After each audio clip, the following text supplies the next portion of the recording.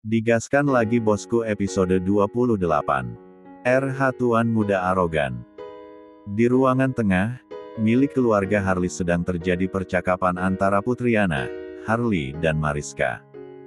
Mereka saling beradu argumen dalam sebuah pembicaraan.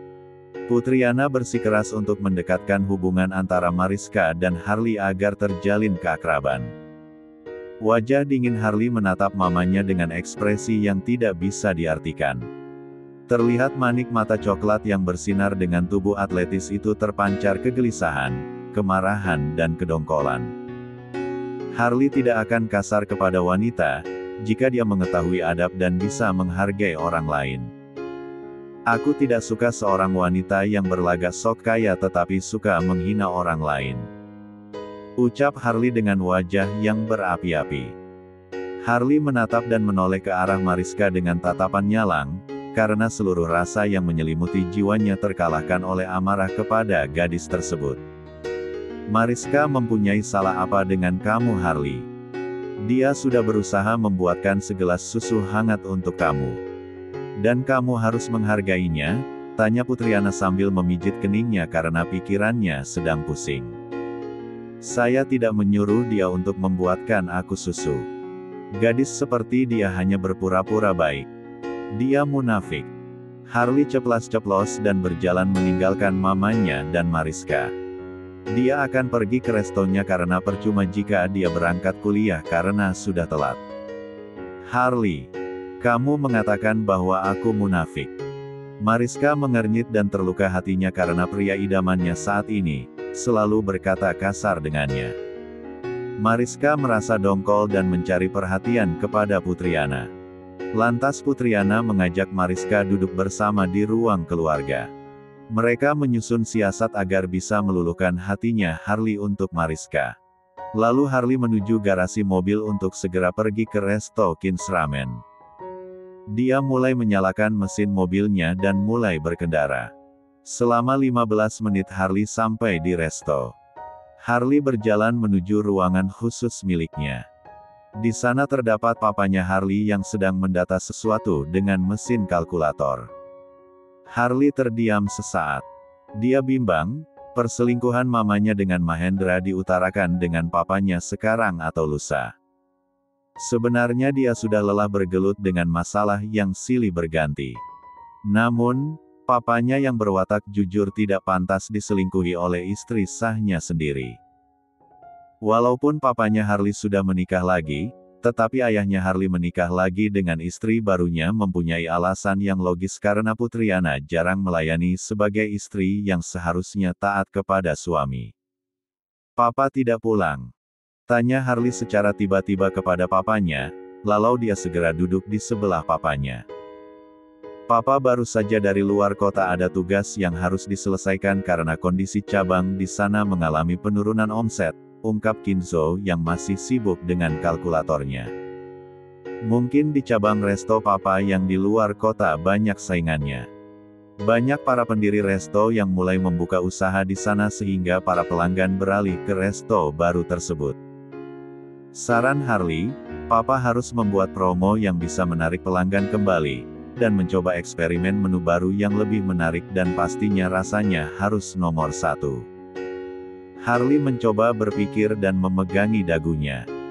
Lalu dia mengungkapkan gagasan ide briliannya. Itu ide bagus, kamu memang cerdas, Harley. Oke, Papa akan mencobanya. Kinzo menepuk pundak Harley, karena anaknya telah memberikan ide cemerlang untuk menarik pelanggan. Papa tidak lapar. Ayo kita makan, sudah lama kita tidak makan bareng, ucap Harley sambil menoleh ke arah papanya dengan tatapan hangat. Baik, Papa juga sudah lapar. Kinzo mulai berdiri dan keluar dari ruangan tersebut disusul oleh Harley di belakangnya. Mereka lalu duduk menempati kursi para pelanggan Kins Ramen yang masih kosong. Harley memesan 2 mangkok mie ramen seafood kesukaan papanya serta 2 gelas jus jeruk segar. Ini Tuan Bos, menu masakan dan minuman yang telah dipesan. Selamat menikmati. Pelayan muda berwajah manis, meletakkan menu masakan di atas meja yang telah ditempati oleh Kinzo dan Harley dan memberikan senyum manisnya. "Oh, ya. Terima kasih," jawab Harley datar tanpa menatap pelayan tersebut. Harley fokus menatap papanya yang sedang menantikan hidangan. "Harley, ayo dimakan, jangan melamun." Kinzo melihat raut wajah cemas Harley seperti memikirkan sesuatu yang penting. "Pa, Harley akan menunjukkan kepada papa tetapi jangan marah, ya." Terlihat wajah Harley yang gugup karena dia akan memberikan rekaman video antara Anjani dan Putriana kepada papanya. Dia takut papanya akan marah dan emosinya tidak terkendali. "Oke, silakan," jawab papanya datar sembari menyeruput jus jeruknya. "Ini, Pak." Harley menyodorkan ponselnya kepada papanya. Dia mengarahkan papanya untuk membuka konten video pertengkaran antara Anjani dan Putriana tentang perebutan aset dan perselingkuhan. Lalu Kinzo mulai melihat konten video tersebut sampai selesai. Kinzo terbelalak kaget tidak percaya. "Kurang ajar mama kamu, Harley. Papa harus memberikan pelajaran kepada dia dan jika mamamu masih ngeyel, papa akan menceraikannya dan memecat Mahendra sebagai sopir pribadinya." Kinzo meradang sampai jemari tangannya mengepal dengan kuat. "Maaf, Pak. Harley tidak bermaksud untuk ikut campur urusan pernikahan papa dan mama. Harley hanya ingin mengungkap skandal perselingkuhan mama dengan Mahendra agar tidak berkelanjutan yang dampaknya akan mencoreng keluarga besar kita," ucap Harley dengan nada sendu. "Justru papa akan marah jika kamu tidak mengungkap kejadian tersebut, Harley," ucap Kinzo sambil menahan emosi. Harley berharap hubungan di antara papa dan mama bisa diperbaiki kembali tanpa ada perpisahan. Harley menginginkan keluarga yang seperti dulu saat Harley masih kecil. Papa dan mama tertawa bareng, pergi ke suatu tempat bareng sehingga waktu itu terasa bahagia tidak seperti sekarang. Harley membandingkan kebahagiaan saat masih kecil dulu dengan saat dia menginjak dewasa. "Iya, papa paham. Papa akan berusaha memperbaiki hubungan antara papa dan mama. Tetapi kamu juga harus menghormati Tante Anjani walau bagaimanapun dia juga keluarga kamu," jawab Kinzo yang masih menikmati makanannya. "Siap, Pak." Harley tersenyum kepada papanya, lantas dia segera menghabiskan mie ramennya dan meminum jus jeruk tersebut dikit demi sedikit. "Ada yang mau diutarakan lagi, Harley?" tanya Kinzo menyelidik. "Ada. Papa masih ingat dengan Rahel. Saat ini mamanya mendirikan usaha resto di dekat komplek perumahannya yang dekat dengan jalan raya. Sebelumnya mamanya Rahel bekerja di pabrik sampo milik Paman Deralius tetapi dipecat karena ulah mama," ucap Harley yang penuh emosi jika teringat mamanya memecat ibunya Rahel. "Jadi mama kamu menyuruh Deralius untuk memecat ibunya Rahel?" tanya Kinzo semakin penasaran. "Benar, Pak. Mama tidak merestui hubungan Harley dengan Rahel dan mengancam akan memecat pekerjaan ibunya Rahel jika Harley dekat dengan Rahel," jawab Harley yang masih meminum sisa jus jeruk tersebut. "Mama kamu memang keterlaluan. Tenang saja, papa akan memberi pelajaran untuk mama. Papa akan selalu mendukung hubungan kamu dengan Rahel. Menurut papa Rahel gadis cantik dan santun," ucap Kinzo yang menyandarkan kedua lengan tangannya di atas meja sambil menatap Harley. "Terima kasih sudah mendukung Harley dengan Rahel." "Oh, ya, mama juga memperkenalkan Harley dengan wanita bernama Mariska, teman bisnisnya. Saya tidak suka dengan gadis itu karena dia sudah berani menghina Rahel di suatu acara pesta kemarin." Harley menjelaskan semua masalahnya kepada papanya agar papa memberi solusi kepada Harley. Kinzo manggut-manggut. Dia mengira hubungan istri dengan anaknya baik-baik saja tetapi ternyata penuh dengan masalah.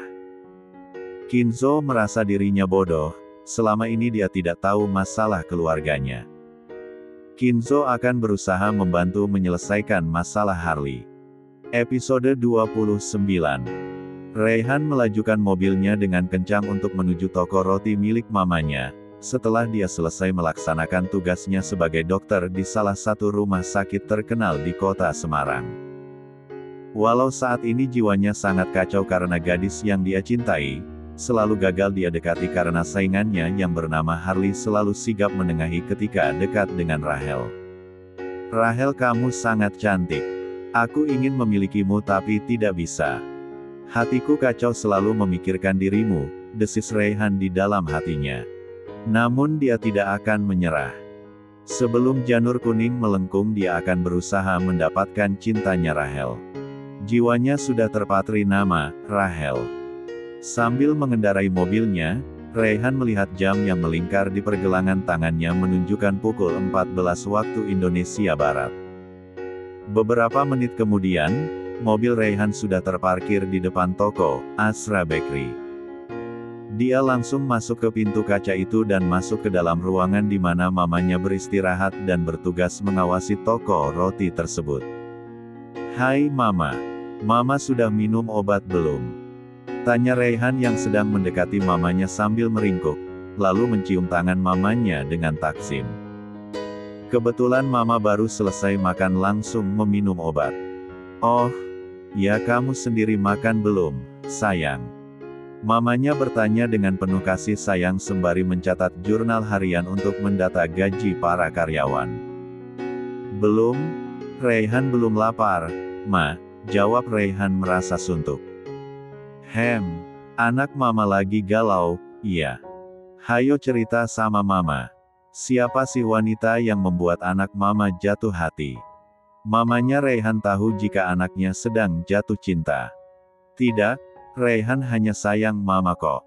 Mama harus cepat sembuh, ya." Rayhan tersenyum kepada mamanya karena mamanya yang saat ini selalu menenangkan hatinya. "Kamu jangan membohongi Mama, Rayhan.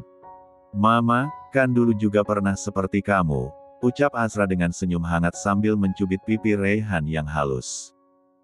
"Hehe, iya. Tetapi orang yang Rayhan cintai yang suka banyak, Ma," jawab Rayhan agak malu. "Dalah, pantesan muka kamu ditekuk begitu. Rayhan, jodoh itu sudah ditetapkan oleh Tuhan, jadi kamu jangan minder. Yang penting kamu berusaha dulu. Hasilnya serahkan kepada Tuhan." Asra memberi wejangan kepada Rayhan yang sedang dilanda asmara. "Iya, Ma. Ya sudah." Rayhan mau ke stand dulu untuk memantau perkembangan omset. Rayhan lalu berjalan menuju stand roti. Di sana sudah ada Nina dan Rachel yang sedang melayani pelanggan yang berdatangan. Tidak lama Rayhan duduk di kursi stand dan mulai membuka komputer untuk melihat data perkembangan omset di bulan ini. Rayhan terkejut, omset bulan ini melejit naik daripada bulan-bulan yang lalu. "Nina, ternyata toko roti ini mengalami kenaikan omset. Nanti saya akan memberikan bonus gajian bulan ini kepada kamu dan Rachel."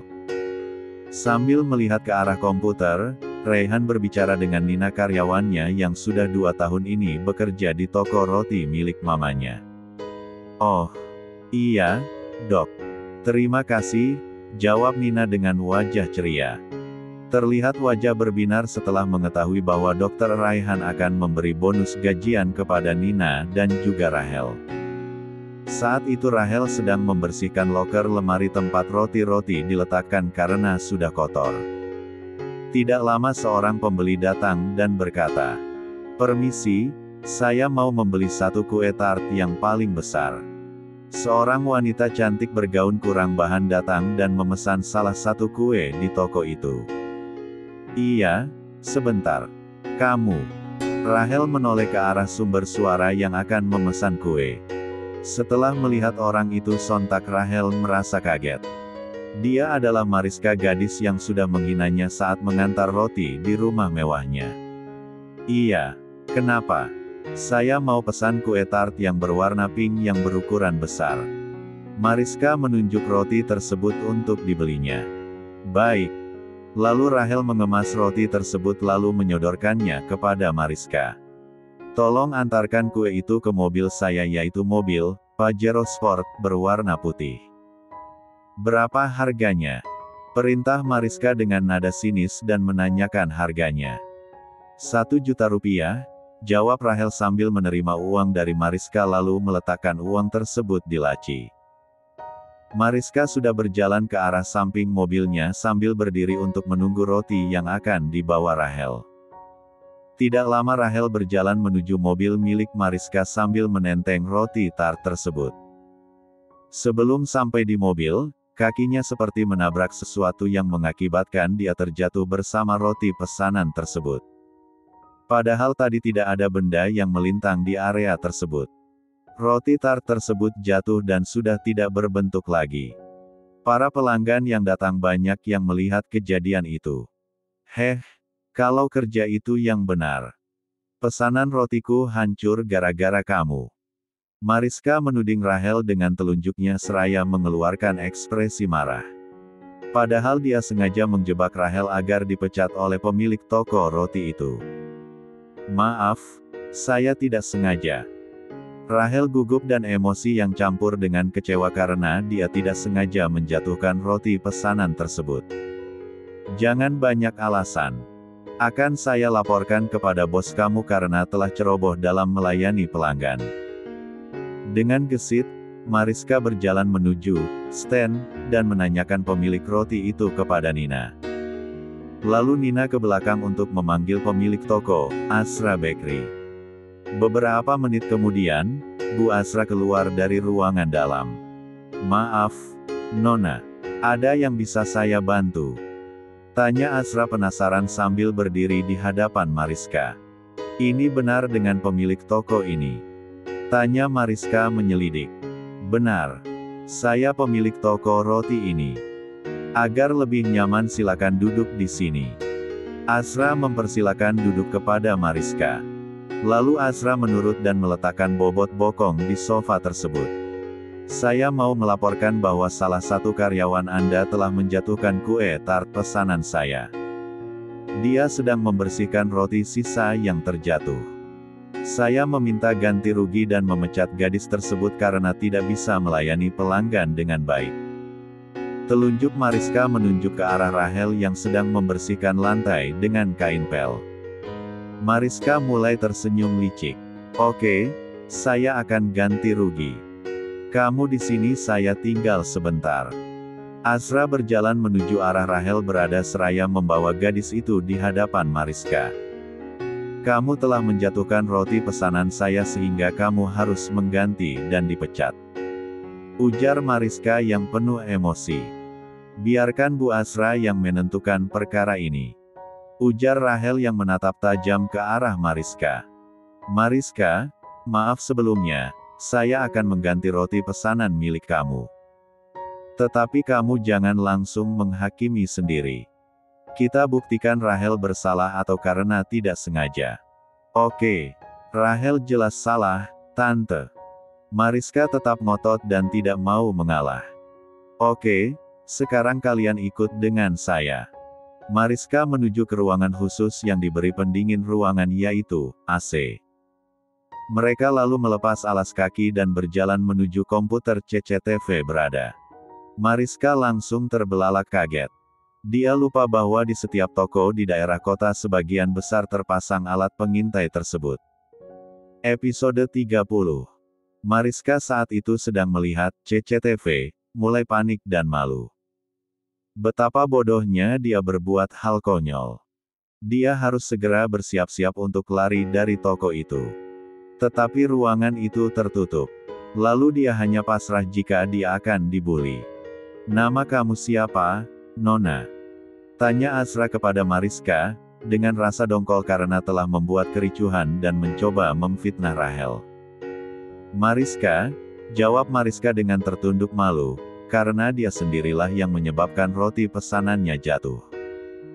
Dia meletakkan balok kayu berukuran sedang yang melintang supaya Rahel terjatuh. Oh, kenapa kamu berusaha memfitnah Rahel dan menjebak dia? Tanya Asra menginterogasi Mariska. Ini urusan saya dengan Rahel. Tante tidak perlu tahu, jawab Mariska sinis. Dia malas meladeni Asra hanya akan menambah masalah. Saya berhak tahu karena kericuhan yang terjadi ada di toko saya. Kenapa kamu begitu benci dengan Rachel? Apa salah dia? Rachel, kamu boleh bekerja kembali. Mariska saya yang urus. Azra menatap Mariska dengan tatapan galak. Lantas, Azra menyuruh Rachel melanjutkan pekerjaannya karena dia tidak bersalah. Beberapa detik kemudian Rachel keluar dari ruangan itu dan melanjutkan pekerjaannya. Oke. Saya benci Rachel karena dia telah merebut tunangan saya. Saya ingin memberi pelajaran kepada dia supaya dia dipecat bekerja di sini. Mariska akhirnya berterus terang tentang rencana busuknya untuk memecat Rachel dari pekerjaannya. Memangnya Rachel terbukti jika merebut tunangan kamu? Ataukah tunangan kamu yang berusaha mendekati Rachel? Kamu itu licik, jelas pria manapun akan menjauhi kamu, jangan seperti anak kecil lagi, Nona, ungkap Azra dengan geram. Mariska terdiam sesaat dia sedang memikirkan sesuatu. Ya sudah, maafkan saya atas perbuatan saya. Saya mau pulang saja. Saya malas berdebat dengan Anda. Mariska mengalihkan pembicaraan dan meminta diri untuk segera pergi. Tidak bisa begitu. Kamu harus meminta maaf kepada Rachel. Jika tidak video ini akan saya viralkan. Ucap Azra tegas. Oh, gadis itu bernama Rachel. Jangan dong, Tante. Baiklah saya akan meminta maaf kepada Rachel. Lalu Mariska berjalan ke arah di mana Rachel berada. Beberapa detik kemudian, dia terpaksa meminta maaf kepada Rachel. Hai, kamu Rachel. Aku meminta maaf atas kejadian tadi. Mohon dimaafkan, ya. Mariska berpura-pura memelas kepada Rachel, padahal dia hanya berpura-pura agar dia segera bisa pergi dari toko itu. Kamu tidak perlu meminta maaf, jika kamu masih mengulang hal buruk kepadaku lagi, aku tidak akan memberimu maaf. Jawab Rachel dengan nada ketus sambil membungkus pesanan roti milik pelanggan lain. Sombong sekali kamu Rachel. Ya sudah saya bisa pergi sekarang. Tidak lama Mariska berlari menuju mobilnya tanpa menghiraukan pemilik toko itu. Kemudian, Azra tersenyum sinis melihat Mariska lari tergopoh-gopoh. Azra segera ke ruang pantry untuk mengawasi para koki pembuat roti. Tidak lama waktu menunjukkan pukul 17 waktu Indonesia Barat. Rachel akan segera pulang. Sebelum pulang Nina berkata, Rachel, kamu jangan pulang terlebih dahulu. Nanti kita dapat bonus dari bos kita, ucap Nina kepada Rachel dengan wajah berbinar. Benarkah? Oke saya tunggu di sini, iya. Rachel menunggu di ruangan depan dan duduk di sofa dekat dengan ruangan stand. Tidak lama Rayhan datang dari arah luar setelah beberapa jam dia pergi entah kemana. Rayhan lalu berjalan ke arah Rachel dan Nina. Rachel, Nina. Ini bonus dan gajian untuk kalian. Kebetulan ini bertepatan dengan gajian kalian dan omset toko ini mengalami kenaikan maka saya memberikan bonus yang lumayan. Oh. Ya selamat untuk Rachel karena sudah 5 bulan kamu bekerja dan selamat menikmati upah kerja keras kamu. Iya, terima kasih, Dok. Kalau begitu saya pamit pulang dulu. Terlihat raut gembira di wajah Rachel. Dia akan memberikan uang gajian tersebut kepada Harley untuk mengganti rugi laptop miliknya yang rusak. Sehingga dia tidak mempunyai hutang lagi. Rachel berjalan ke arah tepi jalan raya dan menunggu Grab datang. Beberapa menit kemudian pesanan Grab datang lalu Rachel membonceng di belakang. Pengendara Grab tersebut segera tancap gas dengan kencang. 15 menit kemudian, Rachel sampai di depan rumahnya lalu dia turun dan membayar ongkos pada abang pengendara Grab. Dia membawa anak kunci untuk masuk ke dalam rumahnya karena ibunya ada di resto pulangnya malam hari pukul 21 waktu Indonesia Barat. Rachel telah masuk ke dalam rumahnya dan mulai membersihkan diri dan berganti pakaian. Setelahnya dia akan segera menelepon Harley untuk memberikan uang ganti rugi. Rachel mulai menekan nomor yang bernama Harley. Tidak lama nomor tersebut mulai tersambung. "Halo, ini Harley, kan?" tanya Rahel yang sedang menelepon. "Benar, Nona Rahel. Ada apa?" "Tumben menelepon aku," jawab Harley di seberang telepon sana. "Saya mau mengganti rugi laptop kamu yang rusak. Kebetulan ini gajianku yang kelima. Aku sudah mendapatkan uang dengan nominal 10 juta, jawab Rahel dengan hati riang gembira. "Uang itu ditabung saja. Aku tidak mau menerima uang ganti rugi itu. Atau begini saja, kamu traktir aku di suatu tempat saat kamu libur bekerja, bagaimana?" Harley menolak ganti rugi yang akan diberikan oleh Rahel. "Oke deh. Aku traktir kamu." "Ya sudah." Aku matiin teleponnya. Rahel menyetujui usulan dari Harley. Seketika telepon itu dimatikan oleh Rahel. Lalu Rahel meletakkan ponselnya di meja kamarnya. Dia lalu penasaran dengan amplop coklat yang diberikan oleh Reyhan. Ada 2 amplop, yang satu tertera tulisan, gaji, dan amplop satunya tertera tulisan, bonus. Lalu Rahel mulai membuka amplop coklat yang berupa bonus. Dia langsung menyobek dan menghitung nominal uang tersebut. Rahel kaget dengan jumlah nominal uang tersebut. 20 juta. Banyak sekali. Dokter Reyhan baik sekali, gumam Rahel di dalam hatinya. Di resto Kings Ramen, Harley sedang memantau kondisi restonya, apakah berjalan normal atau dalam kondisi tidak baik. Matanya melihat gadis cantik berpostur tubuh tinggi yang memakai gaun berwarna pink. Dia adalah Mariska. Mariska lalu menemui Harley. "Hai, Harley." Mariska menyapa Harley yang sedang berdiri di antara bangku tempat pelanggan untuk menikmati mie ramen tersebut. "Ada apa kamu ke sini?" tanya Harley dengan wajah gusar. "Ini aku membawakan sekotak makanan buat cowok idamanku," jawab Mariska sambil mengerlingkan mata dan senyum genit. Lalu dia menyodorkan sekotak makanan kepada Harley. "Oh, oke." Lalu Harley berjalan menuju stand resto dan memberikan kotak makanan tersebut kepada pria bernama Paijo. "Wah, terima kasih bos muda." Kebetulan perut Paijo sudah keroncongan. Karyawan Paijo kegirangan karena mendapat tunjangan makanan yang isinya lumayan menggiurkan untuk dimakan. "Sama-sama. Kalau sudah selesai nanti wadah makanannya berikan kepada cewek itu." Harley menunjukkan kepada Paijo di kediaman Mariska yang sedang berdiri tidak jauh darinya. Mariska berdecak kesal. Dia langsung uring-uringan sendiri tanpa menghiraukan pelanggan yang datang. Lalu Harley menghampiri Mariska seraya berkata, "Nona kaya, silakan kamu pergi sekarang juga.